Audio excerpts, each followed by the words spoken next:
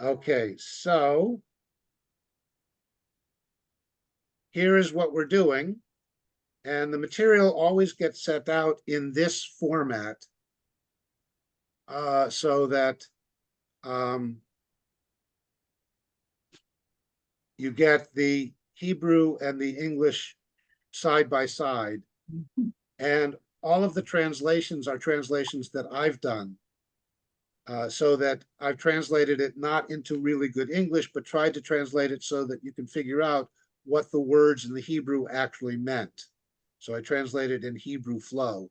But you can see in 5 years, we've made it through 44 chapters of Genesis.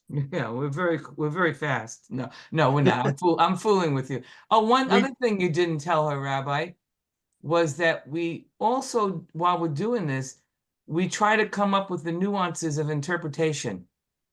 And it, yes. it really enhances the understanding of what we're reading. And yeah, we do about 6 or 7 chapters, verses a week. So just to bring you up to speed, not all the way from chapter 1, but in, in our sons of Israel in Egypt, this is now the follow up to the first time that they went down to Egypt because of the famine. Joseph had already been sold into slavery, worked his way through trials and tribulations down in Egypt, has become the chief of food of Egypt, second only to Pharaoh in power. His brothers come down, they don't recognize him, he recognizes them. They come down without Benjamin. He does it so that they have to come back a second time because he knows they will come back a second time because the famine is a 7 year long famine and only Egypt and all of the ancient Near East has food, according to the story. So everybody comes to Egypt for food. He knows they'll come back. He calls them spies. He calls them all sorts of nasty things. They try to prove that they're not. And the only way he tells them that they can prove that they're not is bring baby brother with them, who was not with them on the first trip, who, of course, is Joseph's only full brother, and the only one, as far as we can tell from the early stories, who was not part of the whole plot to kill him and sell him into slavery. And now they have come down with Benjamin, and Joseph has become so emotionally wrought by seeing his brother that he uh, excuses himself from the room and goes off and cries. And then he comes back after composing himself and he gives them their food and he gives their money back just like he did this first time. And he takes the royal goblet and he hides it in Benjamin's food pouch and they send them on their way. And then Joseph has sent his emissaries to follow them and accuse them of not only taking advantage of his generosity, but stealing from him. And then they say, well, whoever has, no, none of us would do that. Whoever has your royal goblet, that person we will give back, will be guilty. And then they find it in Benjamin. And now Benjamin has the royal goblet. And we pick up here in verse 13. They have been discovered with it. They're all surprised, as they were surprised when they got home the previous time and found their money in it. And then they come back and bring that money back along with the new money. And Joseph says, I don't know what you're talking about. I took your money. I don't know where your God must have given you that money. And there's this whole play going on between Joseph saying things in the name of God, Elohim, and it's uncertain whether the Elohim is the Joseph God or the Adonai God about whom the story is. So we'll see that happening as well. But meanwhile, Benjamin has been discovered to be guilty. And the next act is Vayikra'u Simlotam, Vaya'amos Ish al Chamoro, Vayashuvu Ha'ira. And usually, when people are practicing, you're reading it like that and practicing as best as you can. And then I take it apart and do it just a word or two at a time. Uh, when we come back from the breakout rooms, generally people have questions about how was this pronounced or how was that done. So Vayikra'u Simlotam. And the root of Vayikra'u is Kara, which anybody who's been to a funeral knows the word Kriya. and this is the same root. The kriya is the ribbon that is torn at a funeral, or the act of tearing clothes in a more traditional funeral. And so vayikra'u, they tore. Simlotam, their garments, their clothes. And the ending, the tam ending says you that it's there. Simla is clothing or garment. So they tore their garments, they tore their clothes, and that was then a sign of mourning. And again, if you were following along in the English, you could then see that that's the first thing I do. I put it in the order in which the Hebrew appears. Then Vayamos ish al chamoro, and here, as often happens in Hebrew, the verb comes before the subject and before the object. Often Hebrew word order is done for emphasis, because Hebrew word order is irrelevant, because there are case indicators in Hebrew that tell you when we're dealing with subjects and when we're dealing with objects.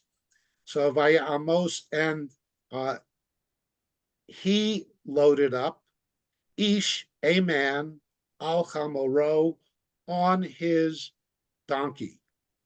So the translation would be each one of them, or each person, each man loaded up his donkey. So they loaded up, they mounted, they got up on their donkeys. Vayashuvu ha'ira, vayashuvu, and they returned. Ha'ira, ha'ir, the city. The at the ending often gives us an indication of directionality. So ha'ira literally is toward the city. They're returning to the city that is the city of Joseph, the city where they've received all their goods. The text takes us from plural vayikra'u, they tore, to singular vaya amos, to plural vayashuvu. So they tore their garments, and each one mounted his donkey, and they returned toward the city. Vayavo Yehuda, and we're back to singular. Vayavo Yehuda, ve'echav Beta Yosef, v'hu odena sham, vayiplu lefanav artsa.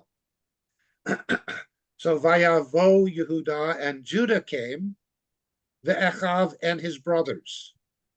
So again, the Vayavo is singular.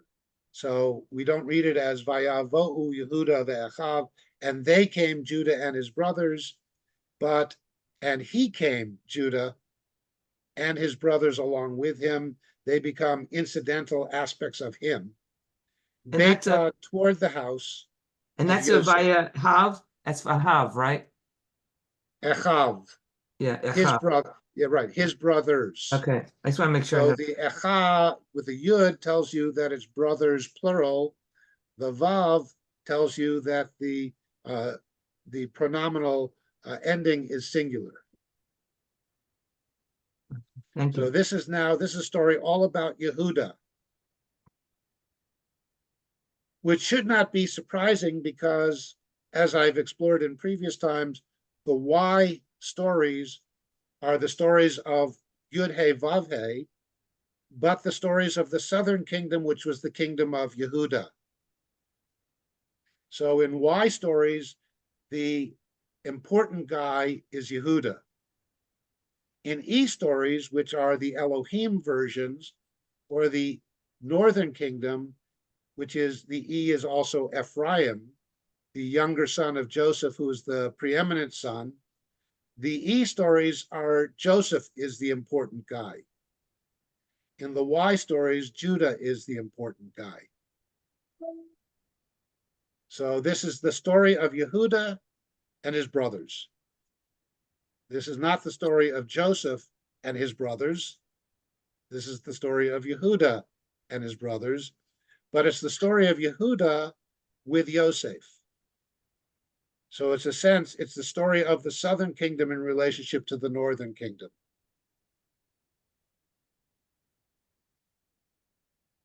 So, Vayavo Yehuda ve'achav Beta Yosef, Judah comes and his brothers toward the house of Joseph. V'hu odena sham. The v'hu is and he, Odenu, Od means more or still. Sham, he is still there. So this is now Joseph is still at home when they come back. He's not off doing business, almost as if he expected their return at any time.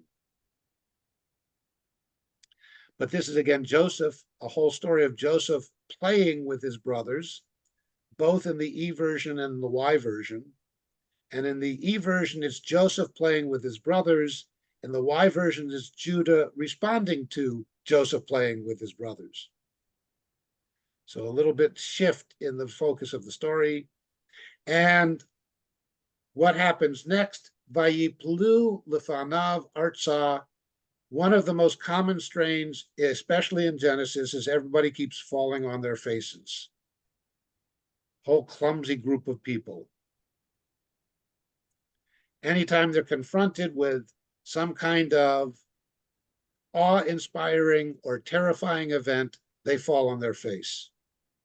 So Vayiplu, nafal is to fall, lefanav, to his face or before him, artsah, toward the ground, towards the land. So they fall down before Joseph to the ground, which was the prostration is a symbol of respect, awe, humility, traditionally. Vayomer lahem, and he said to them. So this is now Yosef, and we're told that way over here at the end. Vayomer lahem Yosef, and said to them Joseph.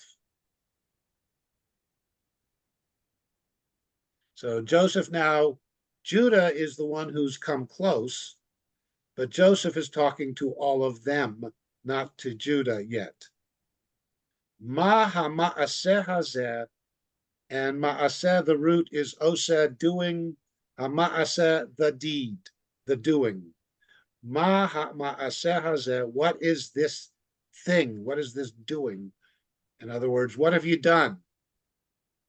Asher asitem, that you did. What is the doing that you did? Halo yidatem ki nachesh ish asher kamoni. And Joseph now says, halo, the ha at the beginning of a statement is also almost always the statement. Here comes a question. So lo yidatem would be, you did not know. Halo yidatem, did you not know? Ki nachesh yinachesh ish asher kamoni. That nachesh, which is the same root, by the way, as snake or serpent, a nachash. Nachesh is a word of oracular insight. Is there no one who, and nachesh in nachesh, can see the future, can divine in divining? Did you not know that there is not a man, that there is not one who divines ish asher kamoni as well as I do, kamoni like me? So what did you do that you thought you would get away with when you should have known that there is no one who can divine as well as me? I see, in other words, I'm like a god.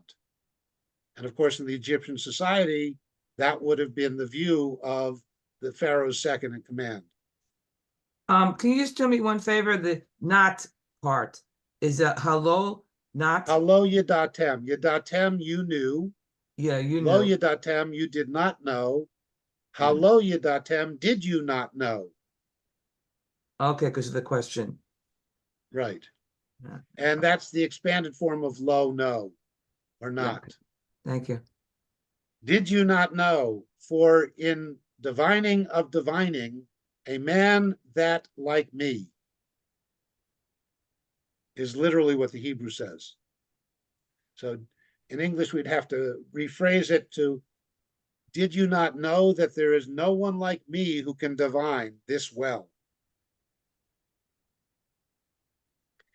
And Joseph states this Vayomer Lahem to all of them. But 16, we come back to Vayomer Yehuda. We come back to now Judah is the spokesperson to this awe-inspiring second in command to Pharaoh Egyptian figure seated above them while they're down on the ground, face to the ground. Ma nomar. And so Judah speaks on behalf of all of them. He says, what can we say? So Judah here clearly is taking himself, or has been appointed by his brothers in a passage that we weren't given, as the spokesperson, but he's speaking clearly on behalf of all of them because he says, what can we say? Ma nomar.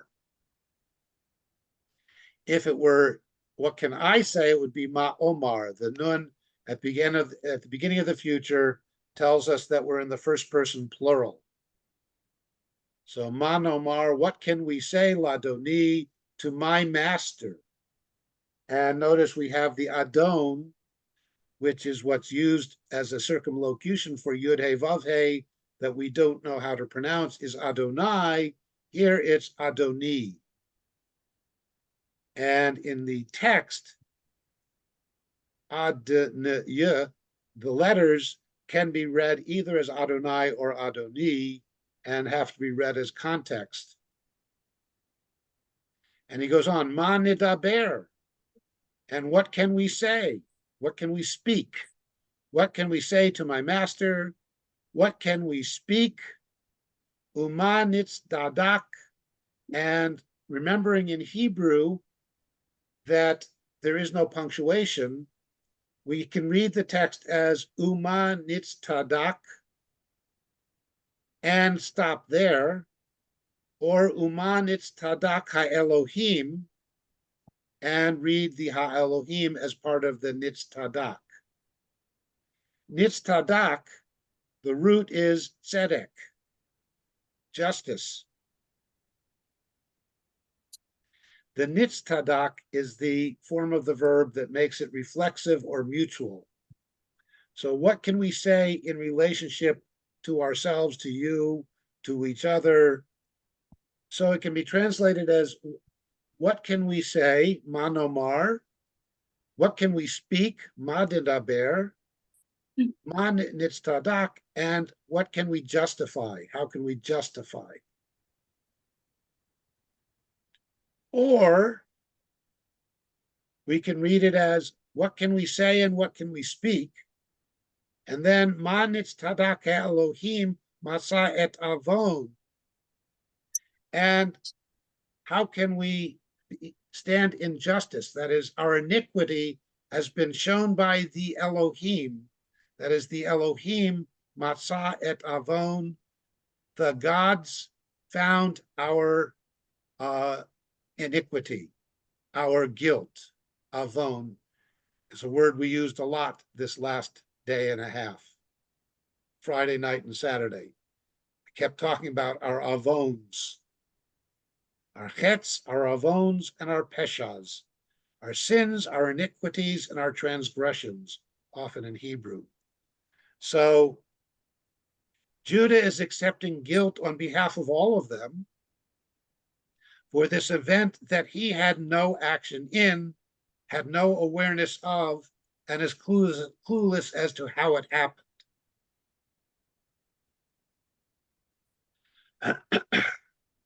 And again, he calls Joseph Adoni, my master, and he calls all him and his brothers Avadecha, your servants. Our guilt is there before you, our iniquity is there before you. How can we justify, or how have the gods shown injustice, our iniquity? How we translate depends on how we punctuate. And then Hinenu Avadim La Adoni, and we're down here in the middle now. Behold us, hinenu, avadim la Adoni, our servants to my master. We are servants to my master. Again, we're mixing person and number. And that again would make sense if he's the spokesperson for all of them. Adoni, my master, I'm the spokesperson, but hinenu, behold us, our servants, we all. Gam anachnu, also us. Gam asher nimsa, also the finding, the one who has found. Hagavia biado, the goblet in his hand. So I'm taking guilt, Judah says, for the one that is Benjamin, in whose hand the goblet was found. That is, in whose food pouch, food sack, the goblet was actually found. Gavia is the royal goblet. So Judah's speaking on behalf of everyone, and Judah's taking responsibility, taking the sin on himself for what his half-brother Benjamin seems to have done. Rabbi, in the translation that you gave, you made it, when you were translated, it looked as if you were saying, we also, like they were all taking responsibility, not just Judah. So yeah, that's because again, there's singulars and plurals mixed in. So it's it looks as if the brothers are taking responsibility for him. well, they are, because Judah is their spokesperson and speaking on behalf of all of them. Okay. So we hinenu, we are servants to my master. We gam anachnu, gam asher nimsa hagavia biado, and also the one that has found the goblet in his hand. So it doesn't clearly state in the Hebrew, I believe intentionally, whether the Judah is going back to himself with the gam asher, or Judah is still including anachnu, which came right before the second gam. So I inserted the word, I could have put brackets around the second we. Okay. But Judah is taking responsibility on behalf of all of his brothers for the brother that seems to have been the one that actually sinned.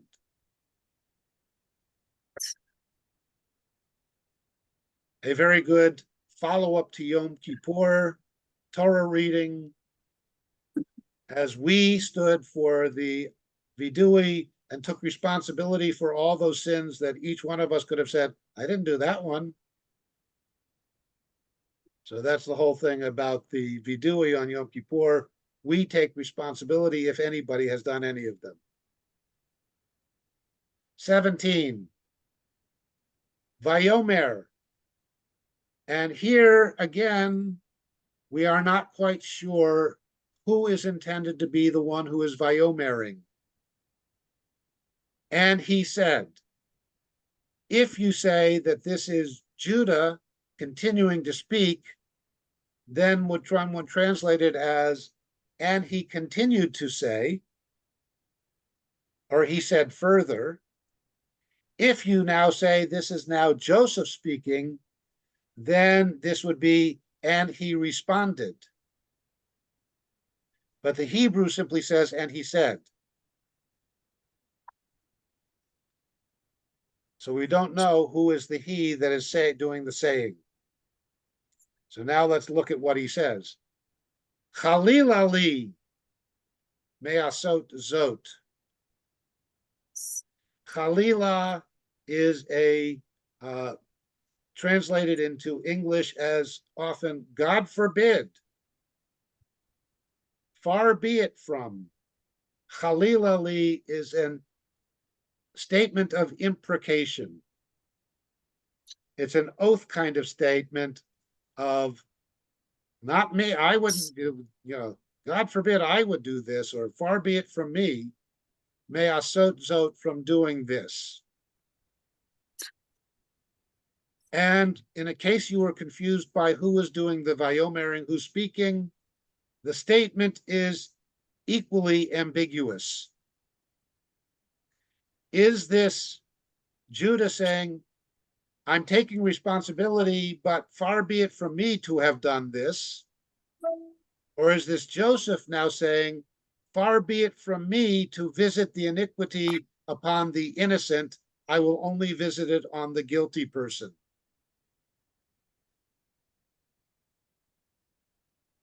And how you translate it then becomes how you comment on it. Or, for that matter, since we've often said that Genesis is a story that was intended to be staged, in the stage directions, when Judah and Joseph are talking to each other, who says this line? And that's up to the director, because it doesn't seem to be clear in the text who's given this line. Ha'ish asher nimsa hagavia biado hu yihye li aved. Now we seem to understand that, in fact, this is Joseph speaking, because he says, Ha'ish asher nimsa hagavia biado, the man that was found the goblet in his hand, who yihye li, he will be to me aved. And again, a comment on pronunciation. Eved is the word for servant or slave. The switch from Eved to Aved is a Hebrew oratorical form of verbal punctuation. We know we've come to the end of a sentence or a phrase when a word becomes an word. And we know this often without even thinking about it when we say borei peri hagafen, when the word for vine is geffen. But borei peri hagafen tells us we've finished the sentence. Eretz is land, but when we go aretz, we know we've come to the end of a sentence or a statement. So here we do know how to punctuate this part of the sentence. The man that was found the goblet in his hand, he will be to me a servant. And then Joseph goes on, Va'atem alu l'shalom el avichem, va'atem, and you all, plural, alu, go up. This is now a plural imperative. And you go up, l'shalom, for shalom, el avichem, to your father. And again, avi, father, chem, your plural. So again, when Joseph talks, he's talking to all of them, even though Judah is the one that's the spokesperson talking to Joseph. So Joseph never actually talks to Judah very much. Joseph talks through Judah to all of the assembled brothers. So now it would seem that Joseph said, far be it from me to do this thing, this doing. This doing would seem to be the visiting of the sin on the innocent brothers, and says, therefore, the one who was found the goblet in his hand, he is the one who will remain here with me as my servant, and you all can scram. Go home. Notice again in Hebrew, the go. Lech is to go. Alu is to go up. Where is that? Va'atem alu, and you, oops, and you all, alu, go up. Okay.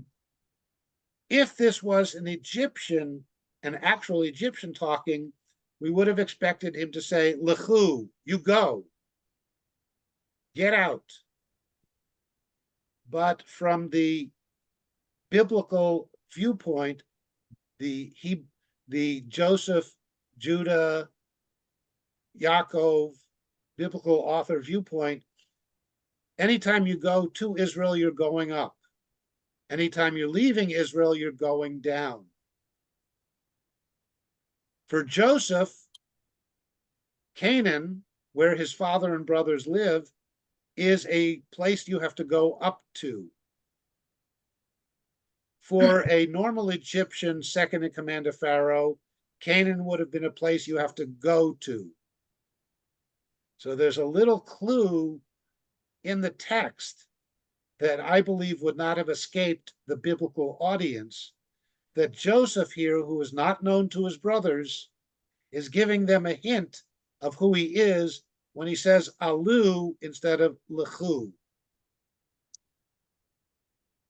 Go up for shalom to your father. So in other words, he's telling him indirectly that I know who your father is and I know the whole He's thing. hinting that your father is my father, your place is my place. I know that when you leave Egypt and you go there, you're going up. So you think that was a slip of the tongue, or you think it was a clue he gave him? I think everything Joseph did was highly intentional. Okay.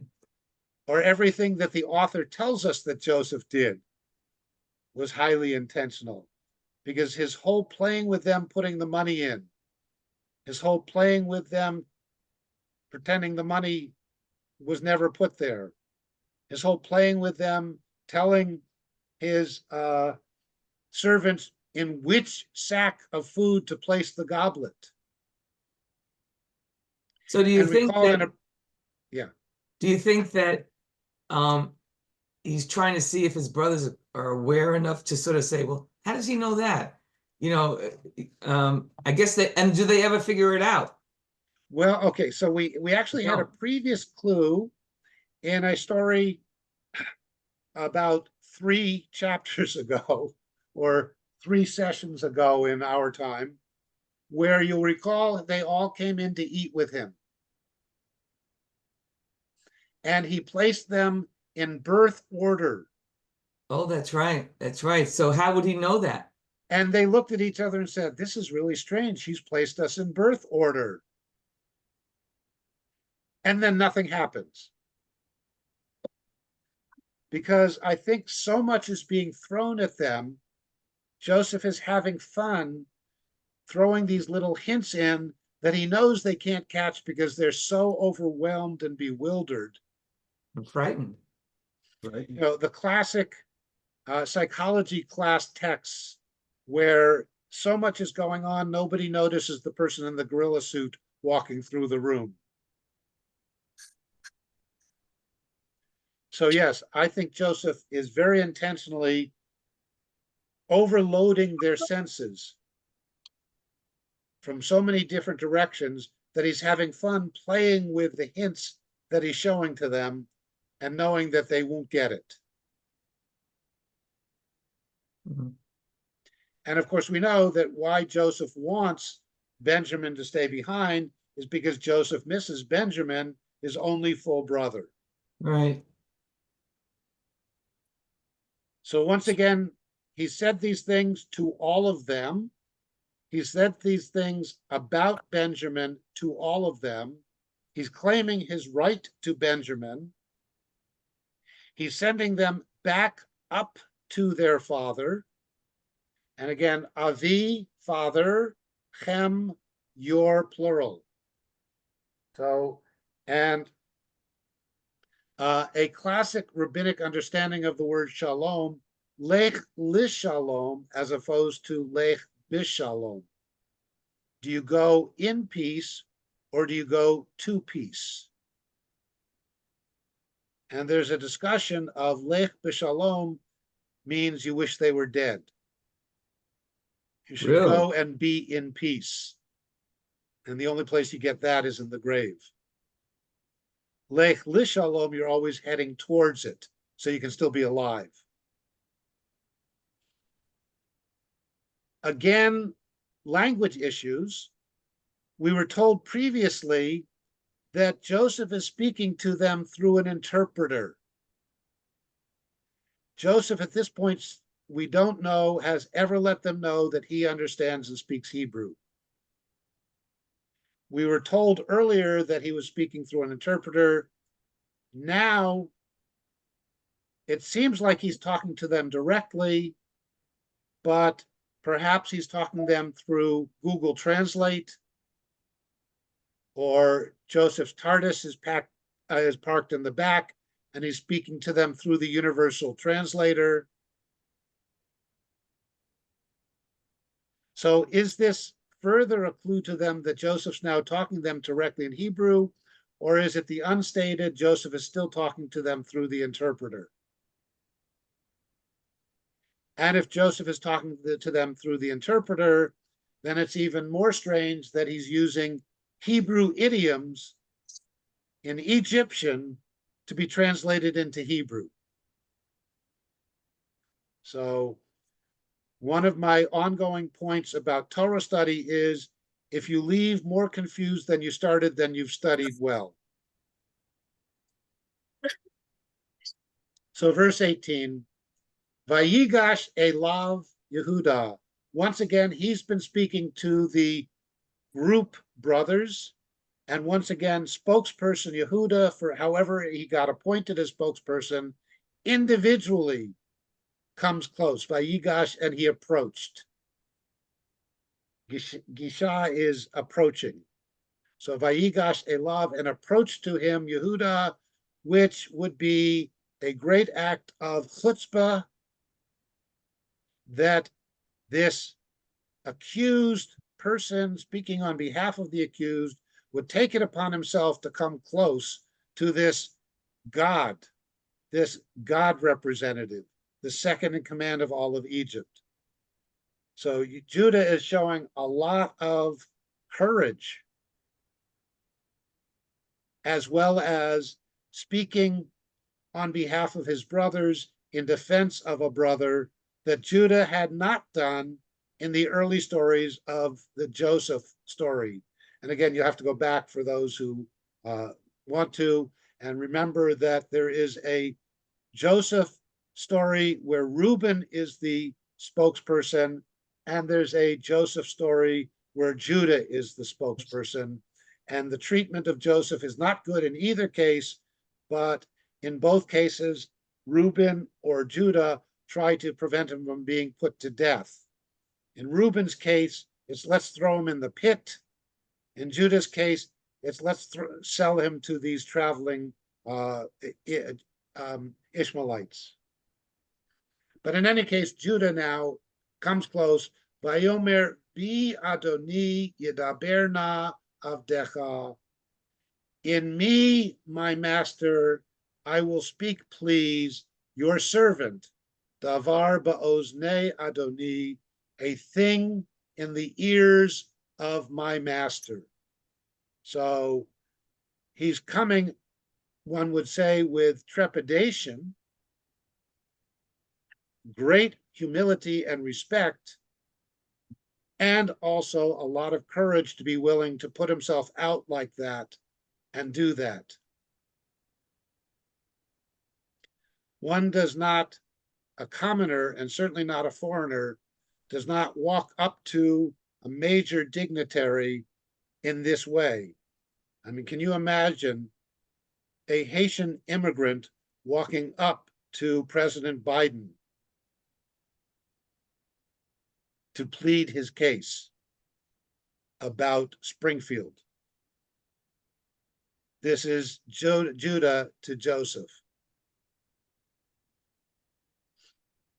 But he does. He says, let me just have a private word with you. Yedaber na, to speak, please, your servant. So Judah speaks about himself in the third person. Not edaber, I will speak, but yedaber, he will speak. That is, your servant will speak, please. Davar ba'ozne Adoni, a little word of private in your ear, my master. And again, his trepidation shows in the next, Ba'al yichar apcha ba'avadecha, Al yichar apcha is a Hebrew expression that literally translates as do not flare your nostrils. Can you break it down, or is that not? Al do not, yichar is a flaring, apcha, your nostrils, your nose. That is, do not be angry. Another part of But face we too. often have in English the expression of the idea that one flares their nostrils in great anger. Your anger shows on your face, and the center of your face is your nose. So do not let your face show your anger. Do not be wrought with me, ba'avadecha, in your servant, again speaking of himself in the third person. Do not let your nostrils flare in your servant. Ki chamocha kefaro, for you are like Pharaoh. For I know what I'm doing in walking up to you like this, me, just this stranger coming to buy food, walking up. This is how urgent I feel my message to you about your punishment, about this whole process, about what has happened. And then verse 19, Judah goes and does a little recap of how we got ourselves into this situation in the first place. Adoni sha'al et avadav lemor. Remember, it was you, my master, who asked us, your servants, his servants, lemor as follows. Hayesh lachem av o ach? Do you have then a father or a brother? This goes way back to that first time of playing with Joseph when he accused them of being spies. Vanomar el Adoni, and we said to my master, Yesh lanu av zaken, we have literally, there is to us, Yesh lanu, there is to us, we have av zaken, an old father, the Yeled Zekunim, and a boy of his oldness. Rabbi, you went too Katan. fast for me on that. I'm so sorry. Yeah, I'll go back. Okay. Just because this is a recap of the things that happened that started this whole process that led to Benjamin having the goblet. Katan v'achiv met vayivaterhu levado v'imo v'aviv ahevo.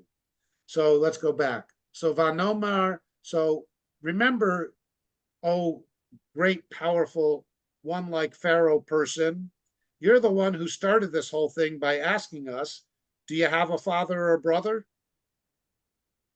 He doesn't go back and specifically say, you accused us of being spies, but that's implicit in the statement, this reminder of the previous section. And we, Vanomer el Adoni, and we answered truthfully. You asked us a question. We had to prove we weren't spies. We answered your question fully so that you would trust that we were just here to buy food and we would go home. And you were the one who told us that we had to bring back that one. But remember, we told you, Yesh lanu av zaken. There is to us an old father. We have an av zaken, an old father.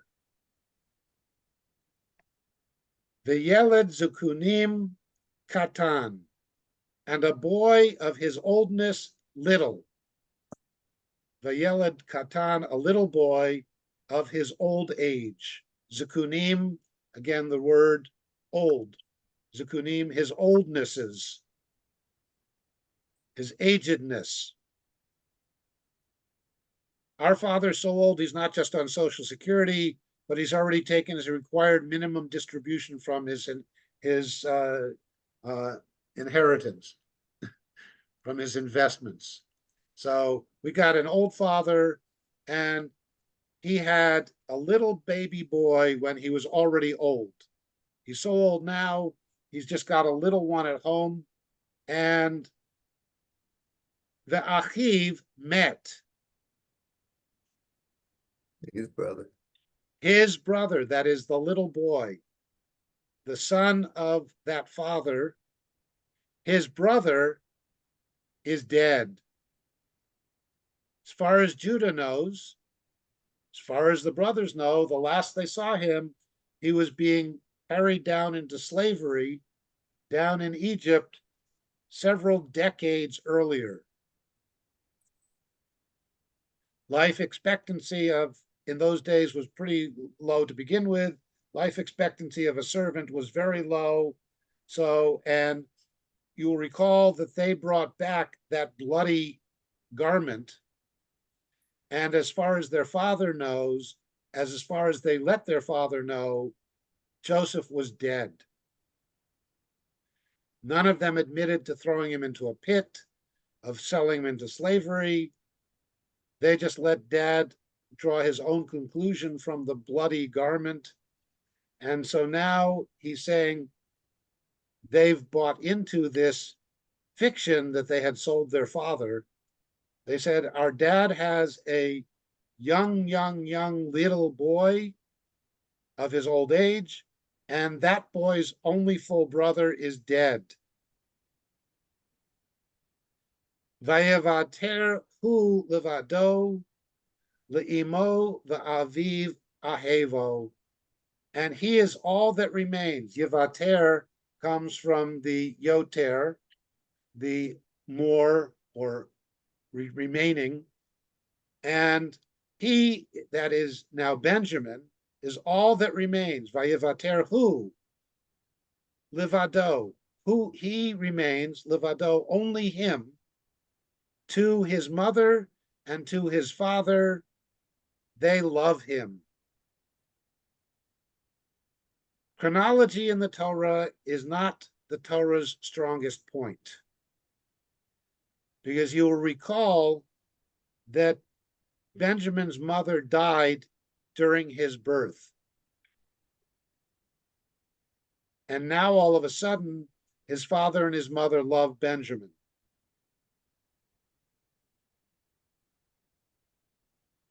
So we're not quite sure who is with whom.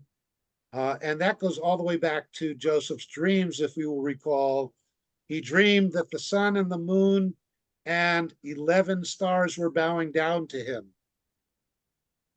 And the problem with that, of course, was that by the time there were 11 stars, there was no moon because mom was dead.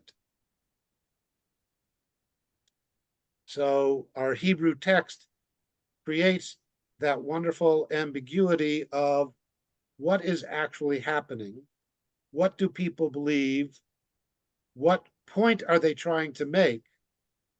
Because as far as this Pharaoh-like person is concerned, they don't know that Benjamin's mother is dead.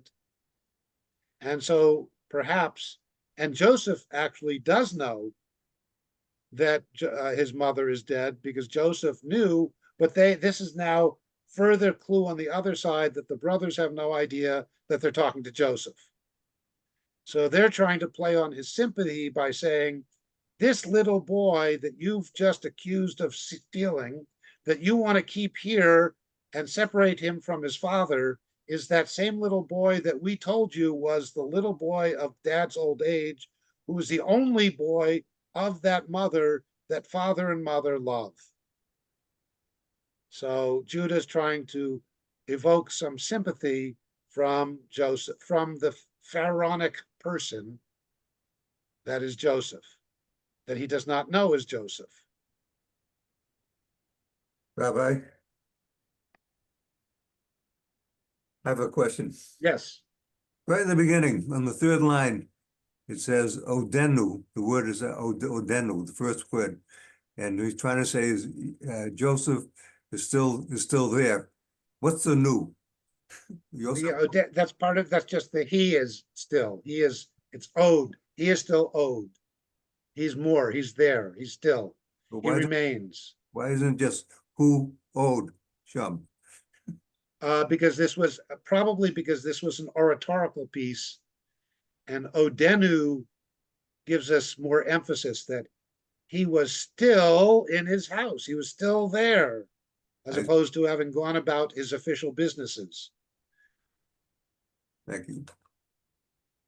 I just want to So, say yeah, something Joe- to Rhonda, so you don't get nervous about this. Uh, Too late. Well, what I was going to tell you is when you first find out what the assignment is, I print out the material. And then what I do is I also practice the words, but I look at the English and the Hebrew and I try to put in the words. I try to translate it before the rabbi does it. So that when he's going through it like this, I can correct it or say it's okay. And it helps me because otherwise, if you're going straight through this cold like that, it's intimidating. That's hard. It's hard. It's imitating. It is. It's And- intimidating. So And even when I Yeah. do a translation, yeah, I have to pick among various alternatives of what English to use for the Hebrew, which is why you need more than just the paper. We need to get together for the hour and a half like this and really pick it apart and look at the options of how one might have translated. right. And so if you do it ahead of time, it's less problematic than if you do it while he's doing it. Because some people don't do it ahead of Right. time and they get confused more. I didn't do it ahead of time, so I was a little more confused this time. But when I do it ahead of time, it's easier. And the Thank you, email has Anna. the next 2 weeks material. Oh, the email you sent me. The email I sent has Oh. 12, 13, 14. Yeah. So it has 13 next week and 14 the following week. And hopefully once things settle down from the holidays, Rav Tiferet will have time. The goal for the coming year is to have the material on the calendar for a month in advance. And that way people can know where to find it, don't have to wait for an email from me, don't have to worry about whether the email group has gotten through or not. So what I'll be doing in the future is sending out an email reminding people to look at the calendar. The calendar that we did during the summer that worked really well and apparently was not that difficult for Rav Tiferet to do, contained the link for the Zoom, contained the material for that week, and contained the recording of the previous week. Yeah. So if Will you those missed it, of us not TBC members have access to that? Anybody who can go to tbzbrookline.org can find the calendar. It's not a protected site. yeah, it's pretty easy you. to Perry. He showed me before. It's really easy. Okay. So anyhow, so I as I'm going through this and I see how